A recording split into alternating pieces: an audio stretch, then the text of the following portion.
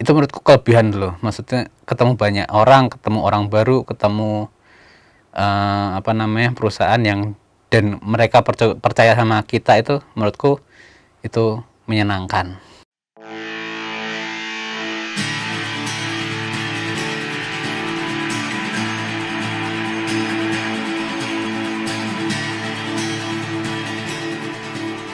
Halo, selamat malam Sobat Komsos, ketemu lagi barengan sama saya Natali di Ngobras. Ngobrol santai barengan sama teman-teman dari unit pengembangan pastoral Komsos Keuskupan Agung Semarang. Nah, malam hari ini kira-kira siapa ya yang bakal jadi tamu kita sharing pengalaman? Kalau bulan lalu kita udah ngobrol sama Mas Cornel, itu gitaris dari Leto. Kira-kira hari ini siapa? Kita akan agak jauh ya loncatnya. Kalau kemarin kan musik, sekarang kita akan loncatnya ke dunia bisnis. Sudah ada Mas Bernard Fernandes ya. Halo, selamat malam. Selamat malam. Sehat ya? Sehat terlalu, amin. Asik. Berkah dalam. Berkah dalam, bener. Mas Bernard ini adalah seorang founder dari Creative Idea Indonesia ya. Itu apa sih Mas sebenarnya Creative Idea Indonesia? Mungkin bisa dijelaskan sejarahnya seperti apa awal mula sampai sekarang ini. Oke, terima kasih. Jadi Creative Idea Indonesia itu perusahaan yang aku diriin tahun 2012. Itu awalnya dulu perusahaan yang bergerak di bidang souvenir. Oke. Jadi dulu berangkat dari souvenir pernikahan nih. Terus pernikahan sampai 2017. Lalu 2017 kita ganti market. Jadi ganti segmen gitu.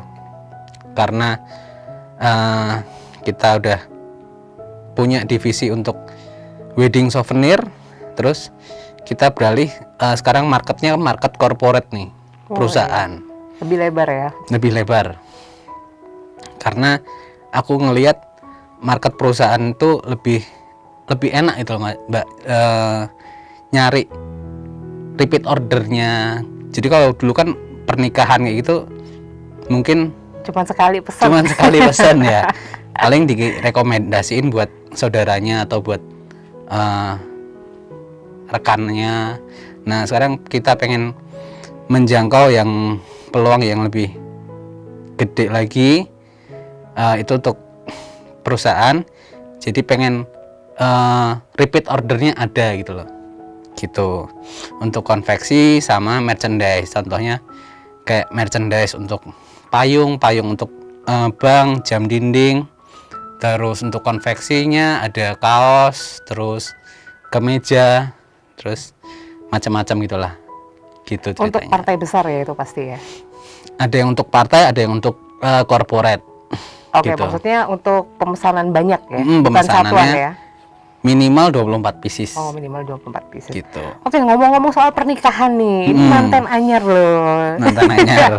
Selamat ya, mudah-mudahan bisa langgeng terus amin, sampai nanti. Amin. Nah, itu jadi pertanyaan juga sebenarnya. Waktu nikahan kemarin souvenir bikin sendiri. Jadi souvenirnya tuh ngumpulin dari souvenir yang dulu-dulu. Itu iya. Itu life hack juga ya. Enggak. Kita waktu nikah kemarin ada stok souvenir import yang udah masih kita simpen memang buat pernikahan kami kemarin. Asik. Amin. Oke, balik lagi kita ngobrolin soal Creative Idea Indonesia. Itu sebenarnya tujuan awal itu apa sih, atau mungkin bisa dibilang visi misi kali ya? Oke, kalau visi misinya itu kita pengen mengajak merangkul, sebenarnya pengen merangkul anak-anak muda dan lingkungan di sekitar kantor itu untuk lebih produktif gitu loh. Jadi kebetulan dulu di Jogja ini banyak pengrajin souvenir. Nah, terus karena ada permintaan pasar yang cukup tinggi, makanya kita membuat usaha yang melibatkan anak-anak muda dan lingkungan kantor sekitar gitu loh. Jadi supaya kita memberdayakan anak muda dan lingkungan kami gitu. Jadi prioritas ya untuk penerimaan karyawan. Iya. Ya? Oke. Sampai sekarang udah ada berapa tuh jumlah karyawannya, Mas? Kalau sebelum corona ya, Sebelum corona itu ada sampai 27 sampai 30 orang di Jogja. Kalau di Jakarta ada 15-an. Oh, itu berarti ada cabang kah? Ada atau, cabang. Oh, Karena pusatnya Jogja. Awalnya di Jogja karena kita merambah market untuk corporate, dan market corporate terbesar ada di Jakarta. Jadi kita mendekatkan perusahaan kita ke market tersebut. Ekspansi. Ya, kurang lebih seperti itu. Oke, 27 sampai 30 di sini dan 15 di Jakarta. Ya, Sebelum corona. sebelum corona. Nah, setelah corona nih jadi berapa nih? Setelah corona ini di Jogja ada cuman tinggal berapa ya, 7 orang. Sedangkan di Oke. Jakarta cuman ada 7 orang juga di Jakarta. Berarti pengurangannya cukup signifikan ya? Ya memang karena corona banyak membuat dampak yang sangat besar buat perusahaan, dan juga kami kan sebenarnya kan perusahaan support untuk yang membantu perusahaan utama untuk mensupport kegiatan promosi mereka gitu. Iya. Jadi ya, Bagian dari promosi ya, marketing ya. betul. Jadi ketika perusahaan yang utama itu berhenti atau stop atau berkurang, jadi kapasitas produksi kami juga berkurang. Seperti itu. Oke, tapi sebenarnya segmennya pelanggan yang dibidik itu sekarang siapa tuh pelanggan dari Creative Idea Indonesia? Jujur kalau untuk saat ini kita mainnya memang 90% untuk perusahaan. Perusahaan ya. Tapi Kita kalau B2B. masa-masa kampanye gitu lain lagi ya ceritanya Kalau ya. waktu kampanye kita mainnya untuk partai-partai besar, itu lumayan lah. Oke, Mas Bernard, itu memungkinkan nggak misalnya dalam satu produksi Mas Bernard ini memproduksi lebih dari satu partai gitu? Memungkinkan sekali karena memang waktu masa-masa pemilihan dan masa-masa partai itu saatnya kita memang benar-benar nyari duit gitu loh. Jadi kapasitas kita yang memang kita besarkan. High seasonnya ya. Itu ya. Jadi kita harus siap-siap untuk menampung konsumen atau partai sebanyak-banyaknya, tetapi juga dengan kapasitas kita yang mencukupi, berani gitu loh. Istilahnya ketika kita dapat orderan 100.000, memang kapasitas kita lebihkan untuk jadi Ngejar itu 200.000 Oh, gitu. oke. Nah, Jadi ini gitu menurut sih. Mas Bernard sendiri ya sebagai seorang pengusaha, kira-kira tuh faktor apa aja sih yang bisa atau sangat bisa mempengaruhi keberhasilan sebuah perusahaan gitu, apalagi di bidang yang Mas Bernard geluti saat ini? Kalau menurut saya ya sebagai pengusaha ya, yang pertama itu faktor lingkungan sih. Oke, jadi menurut aku yang berpengaruh itu faktor lingkungan ya. Setelah lingkungan sangat berpengaruh, terus manajemen juga sangat berpengaruh. Manajemen itu internal dan eksternal. Terus selain itu juga kredibilitas kita sebagai seorang owner itu yang sangat paling penting untuk kita jual dan kita kredibel itu tadi. Jadi sehingga konsumen kita benar-benar percaya ke kita dan mau bekerja sama, continue seperti itu. Menurutku gitu sih. Oke, terus menurut Mas Bernard sendiri gimana sih persaingan di bisnis merchandise saat ini tuh seperti apa? Apalagi kan sekarang corona ya, kayaknya dampaknya kan ke semua sektor kena nih. Ya, ya. Persaingannya gimana tuh sekarang sama dulu sebelum corona? Apakah ada perbedaan juga gitu? Kalau menurutku untuk persaingan sama aja sih, maksudnya persaingannya sama-sama usaha itu kan pasti ada kompetitornya. Jadi karena ini musibah nasional dan internasional menurutku ya, itu semuanya sangat berpengaruh sih. Ya cuman kita tetap berani untuk membuka iklan. Kalau saya kan basicnya di internet marketing ya, jadi ya tetap pasang iklan terus, walaupun ada yang boncos, ada yang untung, tetap aja kita pede aja. Apa sih yang Mas Bernard sukai di bisnis merchandise ini? Di bisnis merchandise ini aku belajar untuk ketemu sama banyak orang, dalam arti konsumenku kan kebanyakan corporate nih, jadi cara menghandle konsumen, cara closingnya, terus cara mengatur jadwal produksi, itu menurutku menarik semua sih gitu. Dan juga SDM mengelola SDM untuk internal kantor itu juga sangat menarik, banyak banget tantangannya, karena SDM itu nggak bakal selesai urusannya gitulah, seperti itu menurutku. Itu yang disukain tadi ya. Kalau nggak begitu disukain apa nih? Kalau nggak disukain ya sama SDM juga. Karena kayak SDM ini ya, kayak dua koin ini. Dua keping koin yang berlawanan ya, kayak gitu. Karena ya itu SDM, permasalahannya SDM di Jogja dan di Jakarta itu juga beda sih. Jadi di Jakarta, ketika kita punya kantor di Jakarta, SDM-nya itu lebih gimana ya, lebih berani untuk challenge gitu, challenge-nya lebih ada daripada di Jogja menurut saya. Di Jogja ya, oke. Gitu. Berarti lingkungan juga pengaruh banget ya Mas? Iya, seperti itu sih. Ini kan dari tahun 2012 ya tadi ya, sampai sekarang 2021. Nah selama itu tuh pernah nggak sih ada satu kejadian yang mungkin nggak bisa Mas Bernard lupain gitu, yang berkaitan sama perusahaannya waktu itu? Ada. Jadi tahun 2017 itu awal-awal aku merambah bisnis ke konveksi sih. Waktu itu kan 2018 kalau nggak salah partai itu ya, pilkada, pilpres.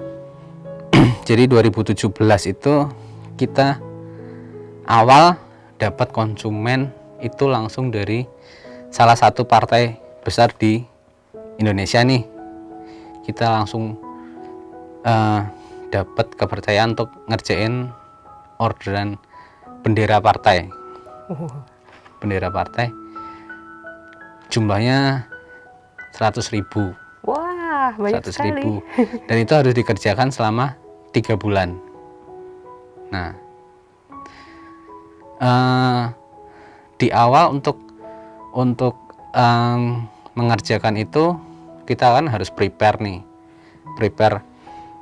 dalam arti bahan ada, SDM-nya juga ada, dan kondisinya juga memungkinkan untuk mengejar target produksi itu. Ternyata setelah deal dengan partai tersebut, banyak kondisi-kondisi yang tidak Layak. tidak memungkinkan. Karena kondisi hujan, jadi untuk sablonan itu ternyata harus menunggu 3 hari baru kering, terus hal-hal teknis kayak gitu. Terus ditambahin lagi untuk SDM lagi, SDM-nya ada yang nggak masuk, SDM-nya ada yang sakit, ada yang kecapean. Nah akhirnya kerjaan-kerjaan yang dengan deadline 100.000 untuk 3 bulan itu tidak achieve. Jadi gitu. Tapi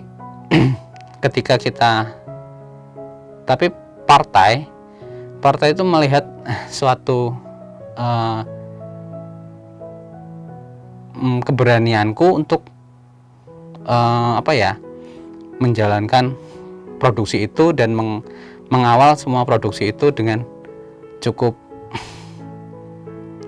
berani, dan akhirnya kita nggak mencapai 100.000 Dalam 3 pieces. bulan. Nah, dalam 3 bulan. Tetapi karena mungkin saya dipandang oleh partai kredibel, dalam arti cukup cukup jujur dan cukup bisa berkolaborasi dengan partai, maka kita dapat orderan lagi lebih besar lagi gitu. Jadi 800.000 bendera gitu dalam waktu 4-5 bulan. Dan itu akhirnya aku juga berani untuk mengambil langkah membesarkan tempat produksi saya. 2017 itu 2017. ya? Wah, itu menarik sekali ya. Itu karena dari hal yang tadinya mungkin dirasa gagal ya, tapi ternyata malah membuka jalan dan peluang untuk bisa lebih sukses lagi. Nah, tadi itu ngobrolin soal pengalaman menarik ya, berhubungan dengan waktu. Nah, aku sebenarnya penasaran untuk memproduksi satu merchandise, kita ambil yang paling minimal ya, jadi 24 pieces ya minimal. Itu sebenarnya perlu waktu berapa lama sih? Meskipun mungkin tergantung jenisnya juga ya, dan bahan yang dipakai ya. Ya, kalau misalnya untuk produksi merchandise sih sebenarnya cepet sih. Cuman kita harus tahu antriannya juga gitu loh. Paling produksi souvenir atau merchandise itu bisa 7 harian lah. Tapi karena kita punya SOP, jadi paling enggak kita minimal 10-14 hari gitu waktu produksinya. Berarti aku jadi mikir-mikir lagi nih Mas. Berarti dalam 1 hari itu kira-kira bisa ngerjain berapa orderan itu? Kalau untuk orderan paling bisa kalau untuk corporate ya biasanya bisa 2-3 klien lah gitu. Dalam sehari dalam ya? 1 hari. Oke. Mantap. Itu operasinya, jam operasionalnya dari jam berapa Mas sampai jam berapa? Jam 9 sampai jam 5. Jam 5. Tapi ada kemungkinan overtime gitu? Ada. Pasti ada. Nah, menurut Mas Bernard sendiri ini kira-kira apa sih kekurangan dan kelebihan dari bisnis merchandise ini, Mas? Oke, jadi untuk kekurangannya sendiri itu tantangannya apa ya? Jadi lebih pada nyari bahan sih sebenarnya, bahan produksi, material produksi yang kadang-kadang konsumen itu mintanya spesifik banget, terlalu spesifik. Jadi kita pusing-pusing harus nyari-nyari dari Jakarta sampai Surabaya, bahkan pernah nyari sampai ke NTT gitu sampai banget ya. Memang seperti itu. Terus yang lain itu ada di deadline sih sebenarnya. Kekurangannya tuh susah banget buat mengatur waktu produksi ketika orderannya lagi benar-benar banyak kayak gitu. Jadi kapasitas produksi kita harus benar-benar teliti dalam ngitung manajemen waktunya gitu. Menurutku tantangannya di situ, kekurangannya ya. Terus kalau kelebihannya ya kita senang ketika kita harus ketemu atau presentasi atau pitching sama corporate itu menurutku kelebihan dulu. Maksudnya ketemu banyak orang, ketemu orang baru, ketemu perusahaan yang dan mereka percaya sama kita, itu menurutku itu menyenangkan seperti itu. Nah, selama ini usaha Bernard untuk mengiklankan perusahaan Bernard ini gimana nih? Karena perusahaan iklan kan? Ya. Iklannya gimana itu? Nah, aku sih selama ini bisnisku 100% pakai iklan. 100% Jadi 100% pakai iklan ya. Kita berangkat karena aku dulu basicnya kuliah di periklanan nih. Oke. Jadi aku benar-benar paham iklan. Jadi untuk sebuah usaha kita harus membutuhkan promosi. Nah, seperti itu. Dan yang aku pakai itu Google sama Facebook Ad untuk promosinya. Seperti itu sih. Oke, Mas Bernard, ini kan sekarang kita sedang dalam masa pandemi ya, yang masih nggak jelas sampai kapan gitu kan. PSBB diperpanjang terus gitu. Ini dampaknya seperti apa nih ke Kreatif Idea Indonesia nih? Dampaknya cukup gede sih Mbak. Kita lagi di tengah badai. Badai, kalau kita naik kapal itu kita lagi kena badai besar. Dan tapi tetap kita percaya bahwa Badai pasti berlalu. badai pasti berlalu.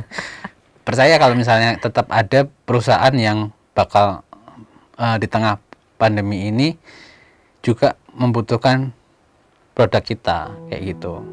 Nah, kebijakan Mas Bernard ini apa nih untuk melindungi karyawan-karyawan di masa pandemi ini? Apakah work from home? Apakah tetap ada masuk tapi prokesnya dikuatin lagi atau seperti apa nih Mas? Jadi dari bulan Maret 2020 sampai 2021 sampai detik ini kita tetap masih WFH sih. Jadi ketika ada konsumen-konsumen yang memang harus datang ke kantor, baru kita bikin meeting gitu loh. Jadi konsumen langsung sama customer service-nya janjian dulu mau datang jam berapa, dan itu tetap pakai prokes gitu. Untuk produksi tetap kita produksi ketika ada produksi, ada kerjaan, ya tetap anak-anak juga masuk seperti biasa dan tetap menggunakan prokes itu. Oke, itu tadi cerita tentang Kreatif Idea Indonesianya ya. Mungkin bisa di-share ke teman-teman lokasinya di mana, kontaknya di mana, boleh ya? Jadi kalau di Jogja itu lokasinya di depan Casa Grande, itu di Jalan Puger 2 nomor 21, Pugeran Maguharjo. Terus di Jakarta kita ada di Jakarta Barat, itu di daerah Setiakawan, di Jalan Sinyar RT 2 RW 04 nomornya nomor 3 gitu, Jakarta Barat. Mungkin kalau ada sosial medianya boleh? Sosial medianya ada banyak, ada di websitenya di Kreatif Idea Indonesia atau di juraganpromotion.com, juraganproduction.com, juragansouvenir.com, terus Instagramnya juragansouvenir.com. Oke, banyak ya, tapi nggak apa-apa, nanti mungkin buat Sobat Komsos yang nggak sempat mengikuti, nanti kita ada tulisannya di bawah ya. Oke, Mas Bernard, tadi kita udah ngobrol banyak tentang Kreatif Idea Indonesia ya. Nah, sekarang kita pengen lebih tahu lebih banyak tentang Mas Bernard secara personal nih. Okay.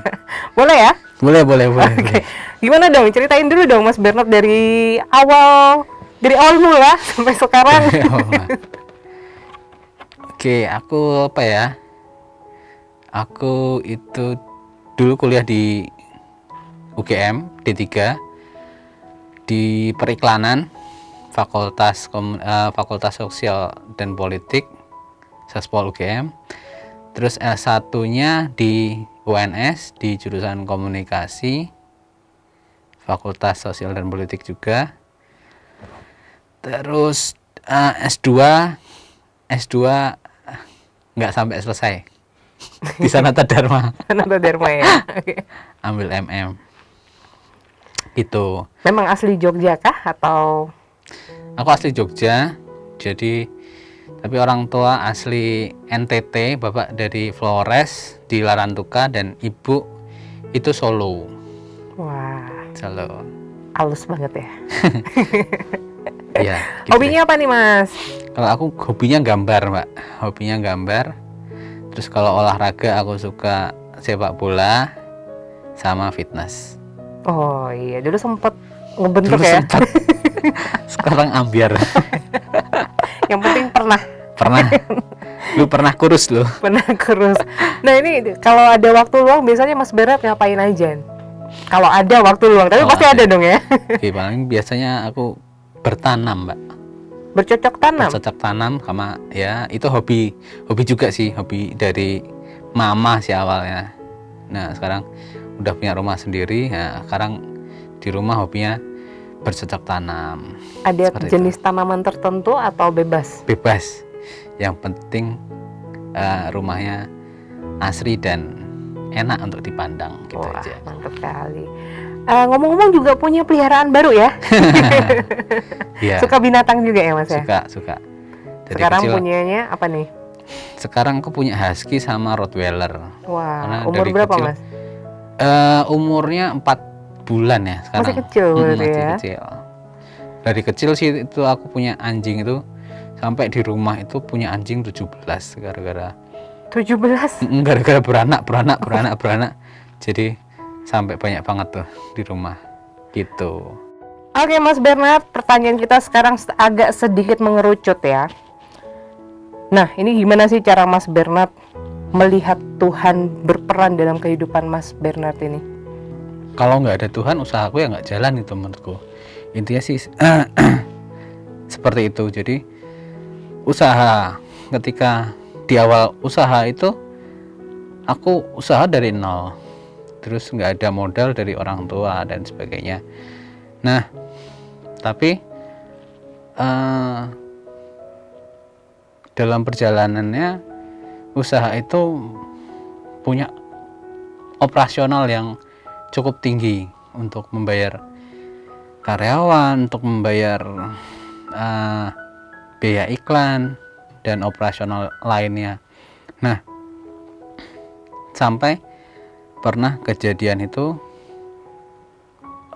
aku sampai pusing, stres karena di tengah bulan itu omset itu belum ada, 1/20-nya itu belum ada.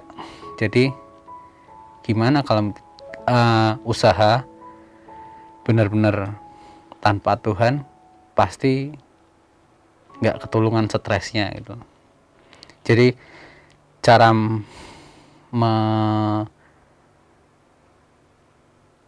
menghadirkan Tuhan dan percaya sama Tuhan itu ya kita benar-benar pasrah dan kita berusaha, kita berdoa untuk melibatkan Tuhan datang dalam bisnis kita. Jadi ketika kita sudah kepusingan, punya stresnya tingkat tinggi di tengah-tengah di tengah bulan kayak gitu, akhirnya kita cuman bisa pasrah dan berdoa.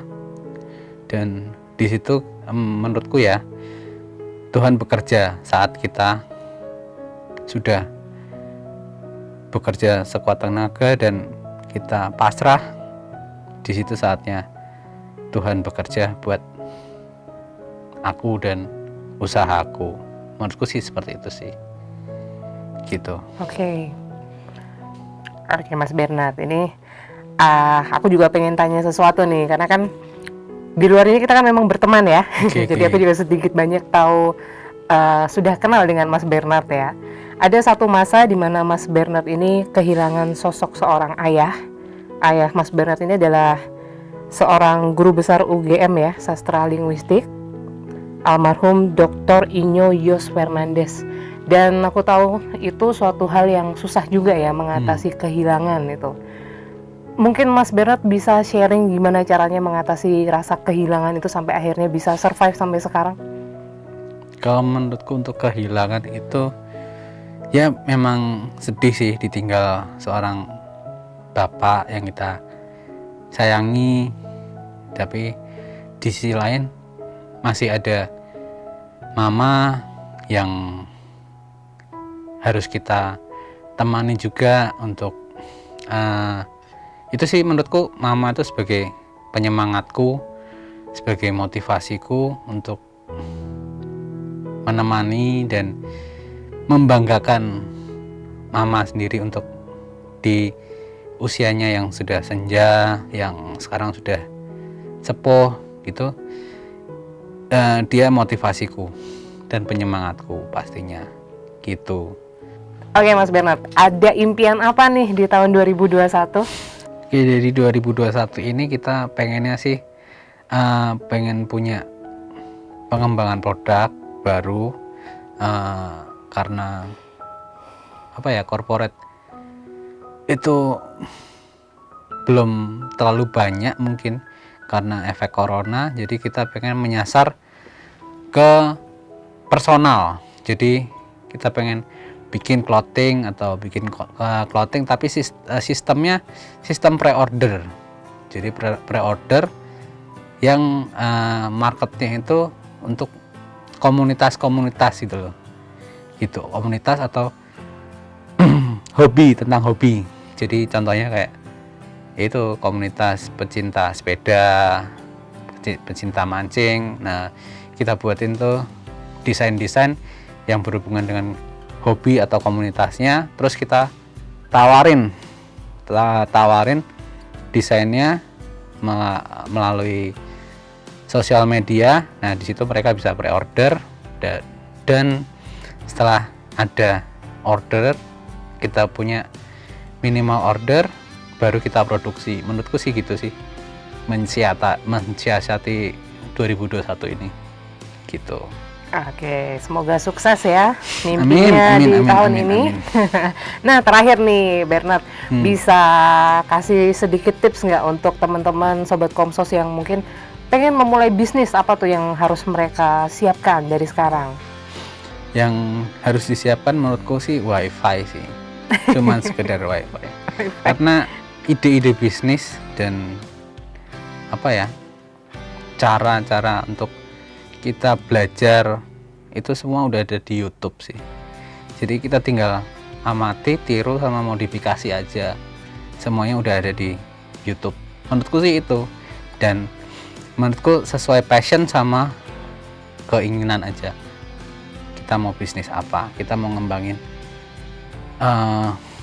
peluang apa gitu, dan tetap fokus di satu titik itu aja. Menurutku sih itu. Oke, mantap sekali. Terima kasih Bernard Fernandes ya, sudah meluangkan waktunya untuk ngobrol santai barengan sama kita semua di sini.